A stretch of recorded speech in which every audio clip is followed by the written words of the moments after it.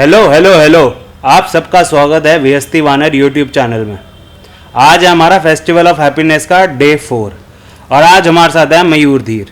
और इनको पता नहीं है इस हफ्ते की थीम क्या है, क्योंकि कल की वीडियो तो अभी तक रिलीज़ हुई नहीं है, तो वो हो जाएगी धीरे धीरे, ठीक है।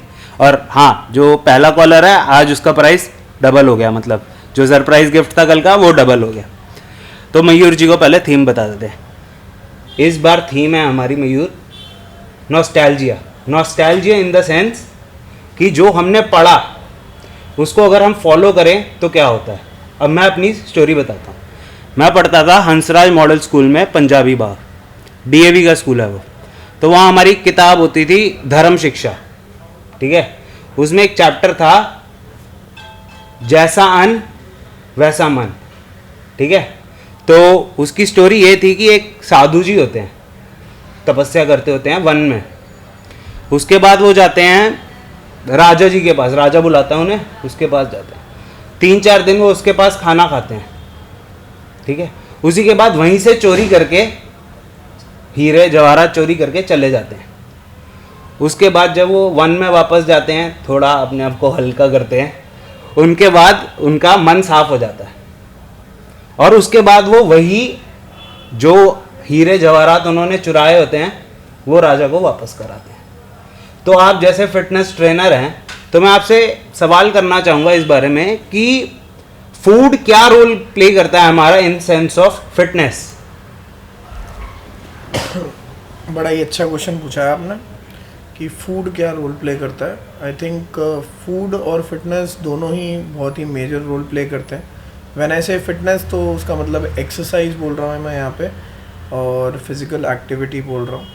बट आई थिंक फूड एक बहुत ही वास्ट और एक बहुत ही बड़ा टॉपिक हो जाएगा डिस्कशन के लिए।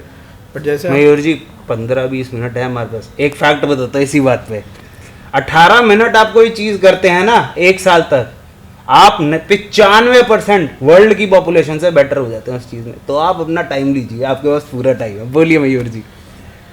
फूड के बारे में आई थिंक थोड़ा सा पहले फिज़िकल एक्टिविटी के बारे में बोलते हैं, वहाँ से फूड को रिलेट करना थोड़ा ज़्यादा आसान हो जाएगा और आपके जो ऑडियंस है उनको थोड़ा समझना भी आसान हो जाएगा। पहली बात, फिज़िकल एक्टिविटी तो 2 तरीके की होती हैं, उसको थोड़ा सा हम डिटेल में समझते हैं।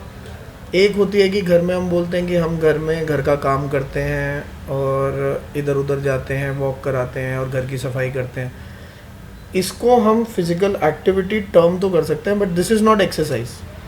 इसको हम एक चीज़ बोलते हैं, इसको बोलते हैं NEAT, non exercise activity thermogenesis. ये नीट होता है क्योंकि आप बैठे बैठे भी कैलोरी बर्न करते हैं, आप बात करते हुए भी कैलोरी बर्न करते हैं, तो ये फिजिकल एक्सरसाइज होती है या फिजिकल एक्टिविटी होती है। व्हेन वी प्रॉपरली से एक्सरसाइज, एक्सरसाइज का मतलब होता है कि वो पर्टिकुलर चीज़ जिसको हम 20 मिनट तक लगातार कर रहे हैं। अगर इसकी अंग्रेजी हो तो any physical activity which can be done for a time period of 20 minutes at a stretch, that is termed as exercise. तो पहले तो मैं ये डिफरेंस बताना चाहूँगा, ठीक है। अब आते हैं हम, जब हम एक्सरसाइज करते हैं तो एक्सरसाइज के बाद हमें मेजरली 3 मैक्रो चीज़ें चाहिए होती हैं।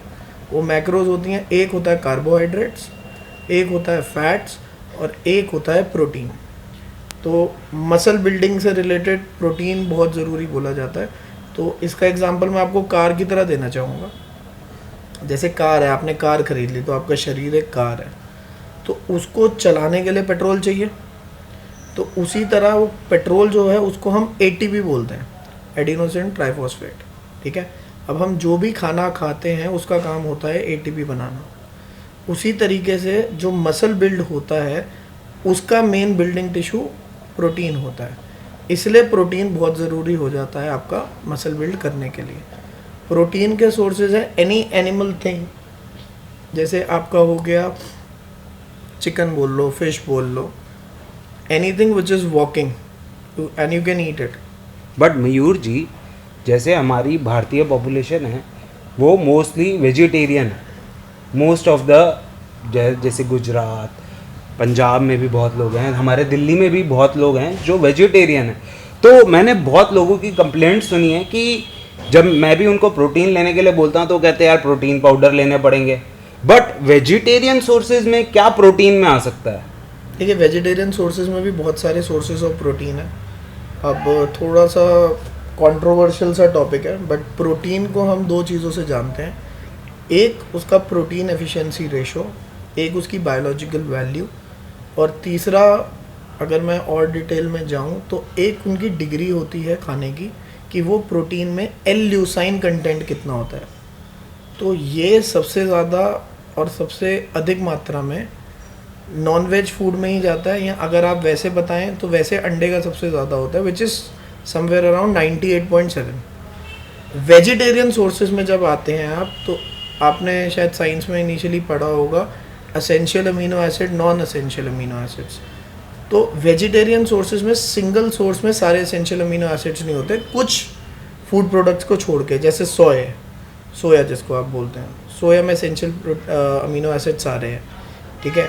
उसके अलावा अमरंथ हो गया, पनीर हो गया, बट इनमें फैट कंटेंट भी बहुत ज़्यादा है, और अगर आप इनकी बायोलॉजिकल वैल्यू देखेंगे वो तकरीबन 70-77% के करीब है, और किसी भी नॉन वेज की देखेंगे वो कंपैरेटिवली बहुत ज़्यादा है, विच इज़ हायर देन 85-90%। तो अगर आप पूछेंगे कि बेस्ट सोर्स ऑफ प्रोटीन क्या है, तो मैं वो आपको नॉन वेज की फॉर्म में ही बोलूँगा, या एग अगर आप उसको नॉन वेज लेते हैं। वेजिटेरियन सोर्सेज में एसेंशियल अमीनो एसिड करने के लिए पूरे बन जाते हैं, आप राजमा ले लो, चावल ले लो, 3-4 चीज़ें मिक्स कर लो तो वो सारे एसेंशियल अमीनो एसिड बन जाते हैं, बट अगेन उनका ल्यूसाइन कंटेंट, उनका प्रोटीन एफिशिएंसी रेशो और उनका ल्यूसाइन कंटेंट बहुत ही कम रहता है as compare to any animal product. अब मयूर जी मैं आपसे एक क्वेश्चन पूछने जाऊँगा। जैसे मेरे को 10 साल हो गए हैं कनाडा में, जब मैं वहाँ गया ना, तो जब भी मैं जिम में जाता था ना, तो जैसे मेरी किसी ट्रेनर से बात होगी तो वो हमेशा कहते थे count your macros, count your macros. तो मैंने एक एप्लीकेशन डाउनलोड कर ली, माई फिटनेस पैल, ठीक है। तो उससे मेरे कैलोरी कंटेंट बहुत, मतलब मेरे को पता चलने लग गया। तो ये ज़रूरी है जब हम फिटनेस की तरफ जाएं, या जैसे मैंने आपको बताया आप ट्रेनर है, तो आपसे ही क्वेश्चन है, मैंने ट्रेनर से पूछा कि count your macros, protein, carbs और फैट्स, इसको काउंट करो, कैलोरी गोल बनाओ, अगर आप डेफिसिट में होगे तो आप पतले होगे, अगर आपको गेन करना है कुछ तो आपको एक्सेस में होना चाहिए। Even 100-200 calories should be good enough for both the purposes. देखो अब जो मैं चीज़ बोलने वाला हूँ ना, उसमें हो सकता है कि कुछ लोग खुश ना हो या कुछ आपको कमेंट्स आए, वो मत परवाह मत कीजिए, बोलने वाले तो बहुत चीज़ें बोलते हैं। मैं आपको इसकी दो साइड बताऊंगा। एक है वेस्टर्न साइंस, ठीक है, जिसको 100-200 साल हुआ है, और दूसरी है आयुर्वेद या चरक, या जहाँ से हज़ारों साल से जो चलता आ रहा है। पहले मैं वेस्टर्न साइंस की तरफ आता हूँ। जो आपने कैलोरी डेफिसिट का बोला, उसका SI यूनिट के कैल होता है, किलो कैलोरी। हाँ जी, हमें 8वीं कक्षा में पढ़ाया गया था। अब उसमें एक बहुत सिंपल सा कंसेप्ट था कि जितनी ज़्यादा हीट प्रोड्यूस होगी उतनी ज़्यादा कैलोरी की यूनिट होगी, अगर आपको याद हो तो हीट की SI यूनिट जो होती है वो के कैल होती है। उस कंसेप्ट को आपने बॉडी में डाला हुआ है, उसका मतलब मैं जितना ज़्यादा खाऊंगा उतनी हीट प्रोडक्शन ज़्यादा होगी। तो ये कैलोरी कंसेप्ट और ये कैलोरी डेफिसिट का कंसेप्ट बॉडी पे तो लागू नहीं होता। एग्जाम्पल, आपने वो गदर पिक्चर देखी होगी, उसमें वो कोयला डालता रहता है, ट्रेन भागती रहती है, तो वो SI यूनिट है, वो के कैल ज़्यादा हो रहा है। तो उसको मैं बॉडी में करूँगा तो मैं जितना खाऊं उतनी ज़्यादा कैलोरी होगी।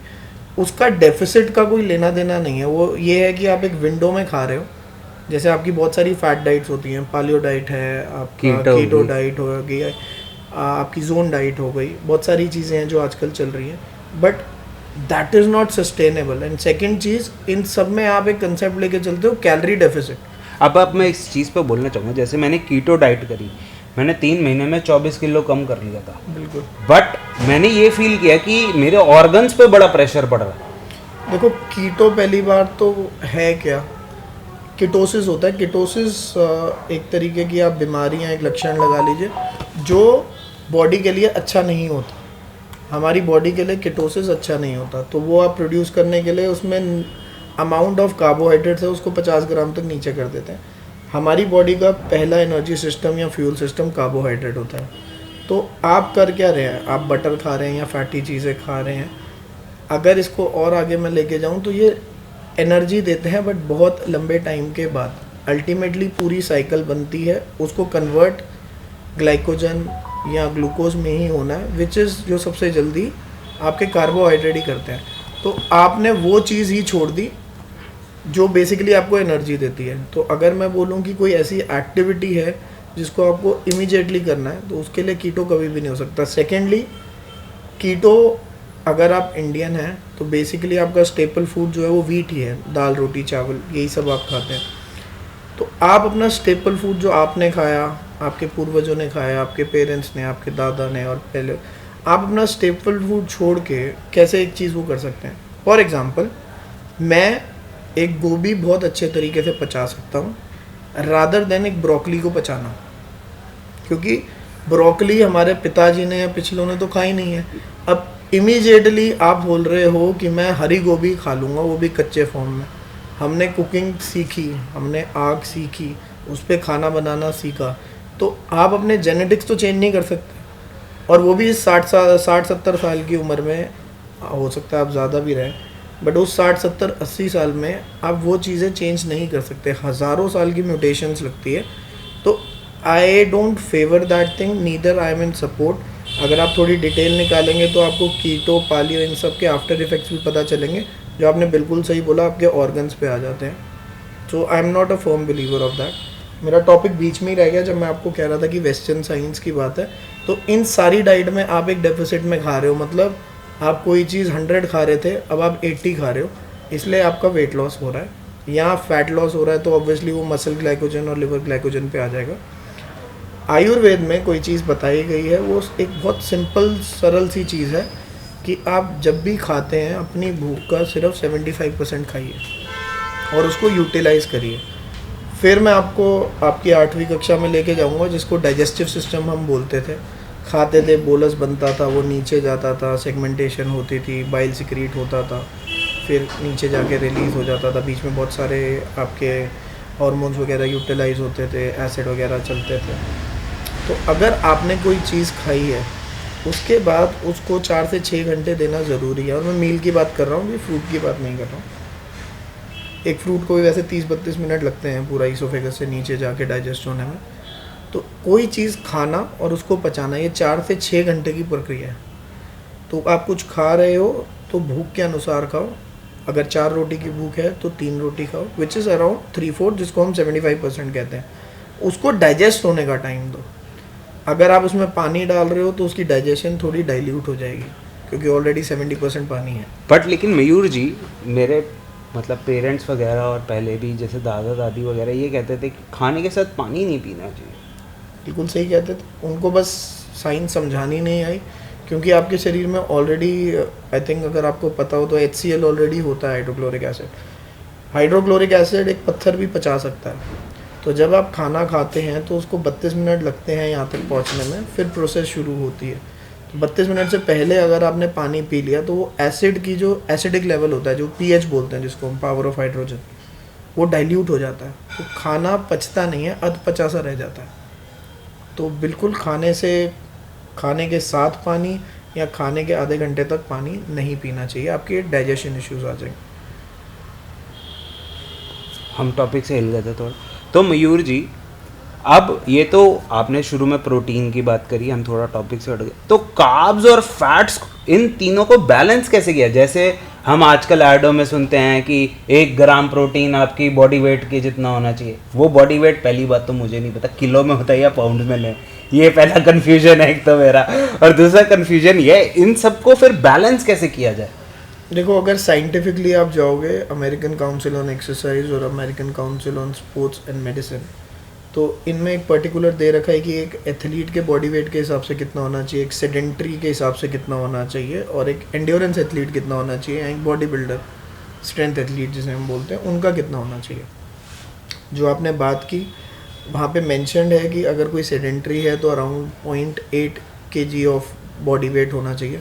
उसको आप पाउंड में कन्वर्ट करोगे तो 0.8 को भी आपको पाउंड में करना पड़ेगा और अपने बॉडी वेट को भी, which is somewhere around 2.25 to be precise. Approximately उसको 2.25 से आप मल्टीप्लाई कर दीजिए। अगर वो एंड्योरेंस एथलीट है तो समवेयर अराउंड 1.5 के करीब चला जाता है, स्ट्रेंथ एथलीट 1.7 भी जाता है। अलग अलग एथलीट की स्पेसिफिक रोल होता है, जितना उनको रिक्वायर्ड होता है उसके लिए एक न्यूट्रिशनिस्ट बहुत सारी चीज़ें देखता है। अब आपको एक प्रॉपर मील करनी है, तो जितने भी मेरे भाई बहन हैं या जितने भी मेरे दोस्त हैं उनके लिए बताना ज़रूरी है। इसको प्लीज़ रिलीजन की फॉर्म में मत डालिएगा, बट आपकी हर मील में अराउंड 50 to 55%, ये साइंस बोल रही है, मैं नहीं बोल रहा, हम 55% लेके चलते हैं, उतना आपके अंदर कार्बोहाइड्रेट्स होना चाहिए। तो अगर मैं एक बाउल बना रहा हूँ, अगर उसको ग्राफिकली करूँ, अराउंड 55% आपका जो है वो कार्बोहाइड्रेट होना चाहिए। कार्बोहाइड्रेट आपका रोटी दाल चावल, मेजरली ये कार्बोहाइड्रेट डोमिनेटिंग होते हैं। आपका तकरीबन 30 से 35% जो है वो प्रोटीन होना चाहिए, ठीक है, और बाकी बचा 15 से 20% फैट होना चाहिए, जिसमें एक चीज़ होती है सैचुरेटेड फैट। सैचुरेटेड फैट जो है आपका वो 10% से कम होना चाहिए, ट्रांस फैट 0 होना चाहिए। तो ये एक परफेक्ट बाउल हो जाता है। अब ये बिना नॉनवेज खाए या अंडा खाए थोड़ा सा मुश्किल हो जाता है, क्योंकि जितने भी आप वेजिटेरियन सोर्सेज लेंगे प्रोटीन से, उसमें हल्का कहीं ना कहीं कार्ब्स आएगा, और जब मैं चिकन अंडे की बात करता हूँ तो इनमें कार्ब्स नहीं होते, तो इसलिए ये फर्स्ट सोर्स ऑफ प्रोटीन बन जाते हैं। और बायोलॉजिकल वैल्यू जैसे मैंने पहले बताया था वो स्लाइटली हायर होती है as compare to any vegan product और वेज प्रोडक्ट। बहुत ज्ञान होगा आज के लिए। 16 मिनट की 15-16 मिनट की वीडियो होगी। अब लास्ट क्वेश्चन है मेरा। आजकल मैं देखता हूँ कि यूथ में सिगरेट शराब बहुत ज़्यादा हो गई है। टू बी ऑनेस्ट मैं देखता हूँ, इसलिए बोल रहा हूँ, आप लोग नहीं करते तो बहुत बढ़िया है, ठीक है। तो वो एक्सरसाइज में कैसे इफ़ेक्ट करती है? जैसे मैंने सुना है स्मोकर्स जब एक्सरसाइज करते हैं तो उनका स्टैमिना कम हो जाता है, और अल्कोहल बॉडी अलग तरीके से प्रोसेस करती है। मैंने पढ़ा था जब मैं पतला हो रहा था, अभी भी होने की ट्राई चल रही है। तो वो चीज़ें हमारी फिटनेस छोड़ दीजिए, मैं आपसे जस्ट रेगुलर नॉर्मल इंसान के ऊपर पूछना चाहूँगा कि वो कैसे इफ़ेक्ट करती है हमें। इसको मैं आपको लेमैन में समझा देता हूँ, क्योंकि ऑलरेडी हमारा टाइम बहुत ज़्यादा हो गया है। इसके लिए एक और पार्ट आई थिंक कंटिन्यूएशन के लिए बनाना पड़ेगा, नई स्टोरी लानी पड़ेगी यार उसके लिए, फिर जैसे अभी मैंने शुरू में सुनाई। हाँ जी। तो अगर आप सिगरेट ले रहे हैं तो उसको सिंपल सा रेस्पिरेशन से ऑक्सीजन लेना, कार्बन डाइऑक्साइड छोड़ना, उसको उस चीज़ से करिए। यहाँ पे नीचे जाके हमारे डायाफ्राम होता है, जो सांस लेने के लिए एक मसल होती है, वहाँ पे एल्वोलाई होते हैं, which is basically a sac like structure. तो वो बहुत सारे होते हैं, अगर उसको निकाल के आप फैला दें एक बार, अगर बॉडी में जो हमारे एल्वोलाई होते हैं वो एक टेनिस कोर्ट के जितने होते हैं, इतने एल्वोलाई होते हैं। तो जब आप रेगुलरली स्मोकिंग करते हो तो उससे टार तो जमा होता ही है, वो सब आपने ऐड वैड में भी देखा होगा, बट वो गैसियस एक्सचेंज के लिए होते हैं, वो कम होने लग जाते हैं जब टार फॉर्मेशन होती है। तो जो 100 हैं वो 80 हो गए, 60 हो गए, तो आपका एंड्योरेंस ख़त्म करते रहते हैं। क्योंकि अगर मैं एक बारी में 50 इनहेल कर रहा हूँ तो अब मैं एक बारी में शायद सिर्फ 40 ही कर पा रहा हूँ, तो 40 का जो आउटपुट है वो 50 के बराबर नहीं हो सकता। 50 का आउटपुट 50 के बराबर होगा, तो which is not optimal, it is not 100%, ठीक है। अगला आपने क्या कहा था? दारू। सर दारू का सर बड़ा ही कॉन्ट्राडिक्टिंग सा नेचर है। देखो सर वो तो दिमाग पे भी इफेक्ट करती है। तो दारू का मैं आपको पॉजिटिव नहीं बताऊंगा, बट दारू एक ऐसी चीज़ है जो बेसिकली बॉडी कभी भी एक्सेप्ट करेगी। अब मैं दारू प्रमोट नहीं कर रहा हूँ, बट मैं आपको ये बता रहा हूँ कि दारू जो है बॉडी, आप हंसी हो, खुश हो, दुख में हो, सो रहे हो, नाच रहे हो, बॉडी एक्सेप्ट करती है। मैं प्रोडक्ट का भी नाम नहीं लेना चाहूँगा, बट काफ़ी कफ सिरप भी होते हैं, उनमें भी अल्कोहल कंटेंट 10-10, 11-11% होता है। तो again as I said that I am not promoting any alcohol, but alcohol एक आपका CNS जो आपका सेंट्रल नर्वस सिस्टम होता है वो थोड़ा सा स्लो कर देती है। दूसरा उसके जो मॉलिक्यूल्स होते हैं वो एंटी फैट बर्निंग भी होते हैं, क्योंकि वो लिथार्जिनेस प्रमोट करते हैं। तो जो आपके फैट बर्निंग वाले ये सेल्स होते हैं, अगर मैं सरल भाषा में बताऊं तो वो उनको एक्यूमुलेट कर लेते हैं और वो उनको बर्नआउट नहीं होने देते, बॉडी को बहुत लूजन अप कर देते हैं। तो अल्कोहल भी शरीर के लिए अच्छी नहीं है, but at the same time again not promoting alcohol. Fitness science में for men there is 60 ml of alcohol which is suggested, and for female it is 45 sir मत बोलिए प्लीज मत बोलिए, ये जनता कुछ भी कर रही है आजकल, मत करिए। बट दैट इज छोड़ ओनली फॉर दीजिए द इसको। People who are already having it in a given content plus they are physically active also. Not that कि आप नहीं पीते हो तो आप बोलो कि साइंस में लिखा हुआ है कि हाँ पीनी चाहिए। अति हर चीज की खराब है। चलो भाई यही खत्म करते हैं, आप गलत टॉपिक पे चले गए। तो हाँ भाई थोड़ी अपडेट दे दूँ। एक तो भाई ये माइक हमारा बाहर की नॉइस कैच करता है, दिल्ली में बहुत हॉर्न बजता है तो ये उसकी आवाज़ है, थोड़ा सा भाई इग्नोर कर देना। सॉफ्टवेयर से ट्राई करेंगे एडिट करने की कि भाई ये हट जाए, बट बड़ी मुश्किल होती है इसको करने में, तो दिल्ली का शोर थोड़ा सहना पड़ेगा। दूसरी बात, फ़ोन नंबर ले लिया आज मैंने नया, मेरा नंबर है 8, गलत बोल सकता हूँ मैं, वीडियो के डिस्क्रिप्शन बॉक्स में सही डालूंगा, 8376969513 है या 413 है, देखना पड़ेगा, आज ही लिया, मेरे को भी याद नहीं है, तो वो डिस्क्रिप्शन में हो जाएगा। तो कल से लाइव आएंगे, ठीक है। तो लाइक और सब्सक्राइब कर दीजिए, कल फिर मिलेंगे फेस्टिवल ऑफ हैप्पीनेस डे 5 के साथ, और पहले कॉलर को डबल प्राइज हो चुका है, तो बोलना मत, कॉल करना। चलिए जी, ध्यान रखिएगा।